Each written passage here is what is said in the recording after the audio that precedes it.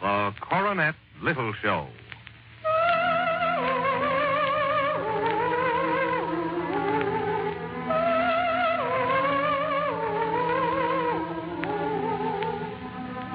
The Coronet Little Show, presenting fact and fiction, dramatized by the Coronet storyteller.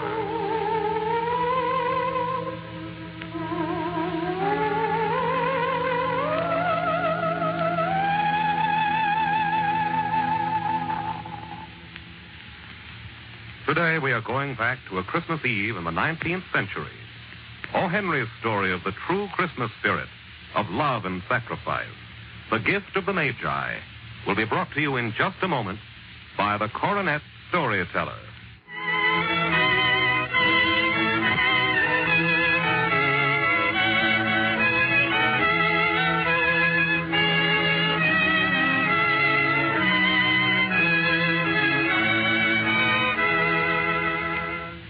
$1.87.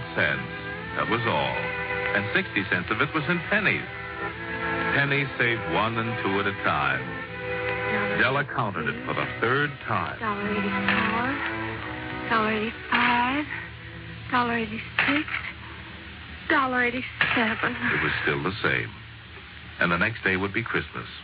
$1.87 with which to buy a present for Jim. Her Jim.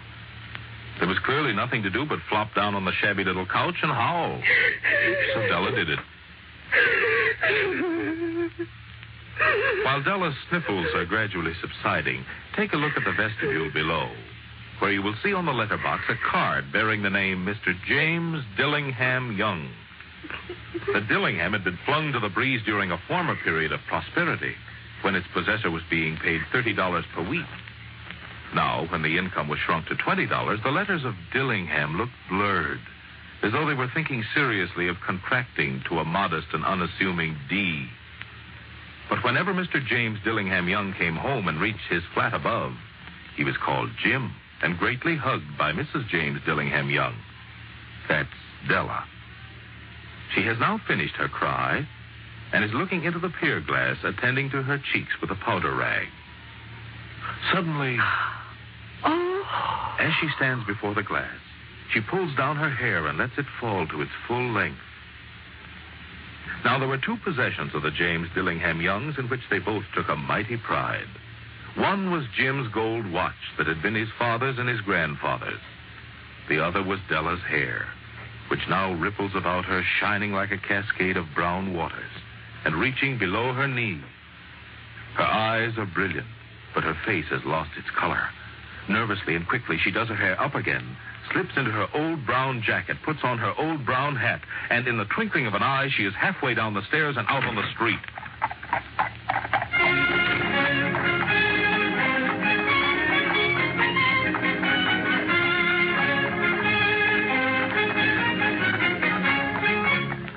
Della has a determined, almost desperate look as she sights a sign reading Madame Sofroni, hair goods of all kinds. She stops quickly, then opens the door, which leads to a flight of stairs. Della rushes panting up the stairs and plumb into the portly figure of Madame Sofroni. Will you buy my hair? I buy hair? Take your hat off. Let's have a sight of the looks of it. Down ripples the brown cascade. $20. All right. Only quickly, please.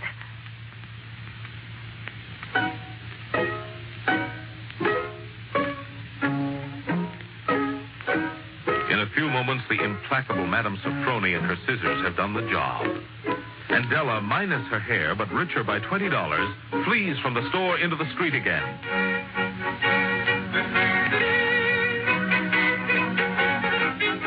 This time she's looking for a different store, a store in which to buy, not to sell. At last she finds herself in a department store in the midst of a gay holiday throng. At the jewelry counter, as she longingly handles a platinum chain, she hesitantly asks, You did say $21, didn't you? Yes, that's what I thought. This is it. This is the present just made for Jim and no one else. There's no other like it in any of the stores. She knows, for she turned all of them inside out. It's a platinum fob chain, simple and chaste in design. Della has made her mind up. I'll take it. With the chain wrapped in a holiday box and clutched in her eager hand, Della finds herself again out on the street. But this time she is in such a rosy glow she hardly notices the other last-minute shoppers hurrying by, the street trio playing Christmas carols, the old gentleman who tries to sell her a holly wreath. It seems but seconds until she is back in the little furnished flat again. There's a sudden shock as the pier glass confronts her, this time accusingly. Now comes the moment of reckoning as she gazes with dismay at the short ends of her hair. The rosy glow gives way to prudence and reason. Out comes the curling iron, on with the gas jet, as she sets to work repairing the ravages made by generosity and love. In 40 minutes, she finishes with the last curl lying tiny and close to her head, making her look wonderfully like a truant schoolboy. But to Della, gazing critically at herself in the pier glass, the result is anything but wonderful. If Jim doesn't kill me first, he'll say I look like a Coney Island chorus girl. But no more time for reflections, physical or mental. It's nearly 7, and Jim is never late. She sits nervously waiting for Jim. Now she hears his steps on the stair way down on the first flight. She has a habit of saying silent little prayers about the simplest everyday things. And now she whispers, Please, God, make him not mind my hair so much. Make him think I'm still pretty.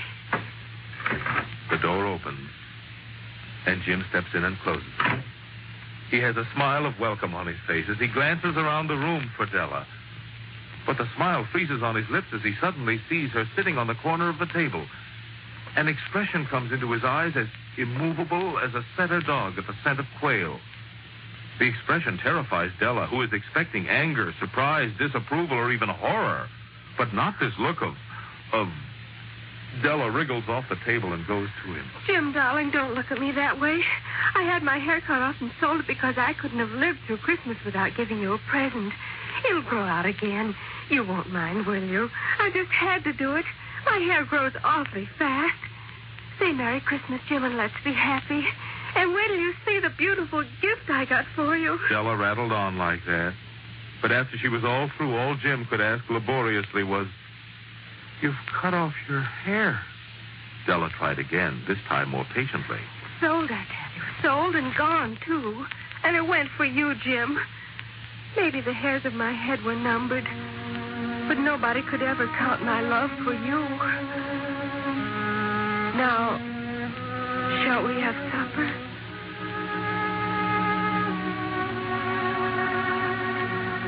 At last, Jim seemed to wake out of his trance. He enfolded Della in his arms. And then he carefully draws a package from his overcoat pocket and throws it on the table. Nimble fingers quickly tear open the string and paper. And then... Oh, Jim, they're beautiful. How did you know they're what I've always wanted? No. My hair. My hair. Oh, Jim, how can I wear them? There they lay. The combs. The set Della had worshipped for so long in an exclusive shop window. Pure tortoiseshell with jeweled rims. Just the shade to wear in the beautiful and vanished hair.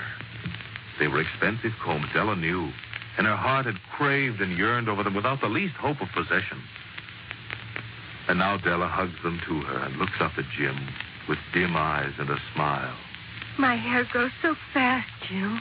Then Della puts the combs down carefully, lovingly, and even more radiantly prepares to show Jim his gift. She holds it out to him eagerly on outstretched palm. The dull, precious metal gleams and glows, entirely satisfied with its own value. Isn't it a beauty, Jim? You'll have to look at the time every 15 minutes now. Give me your watch. I want to see how it looks with the chain. For answer, Jim sits down suddenly on the couch. Dell, he says, let's put our Christmas presents away and keep them a while. I sold the watch to get money to buy your combs. Now, how about supper?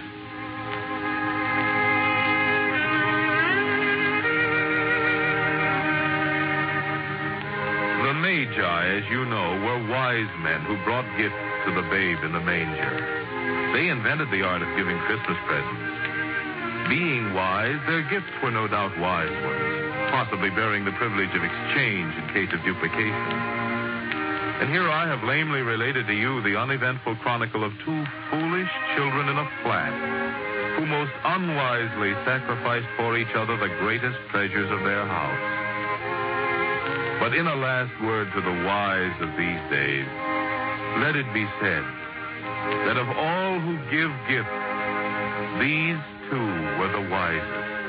Of all who give and receive gifts, these foolish ones were the wisest. They are the Magi.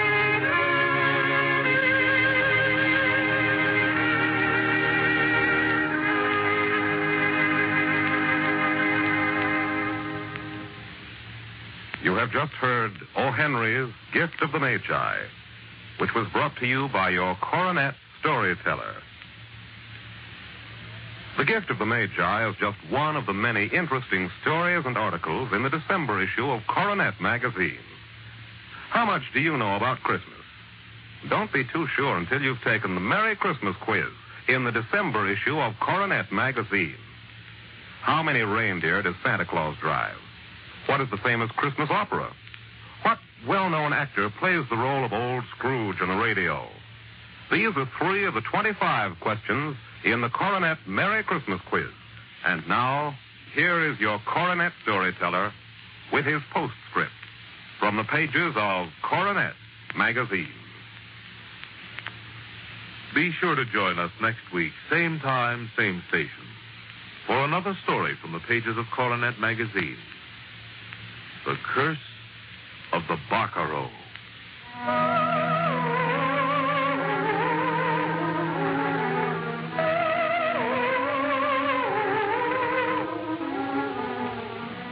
Remember, next week, The Curse of the Barcarolle, brought to you by the Coronet Storyteller on the Coronet Little Show.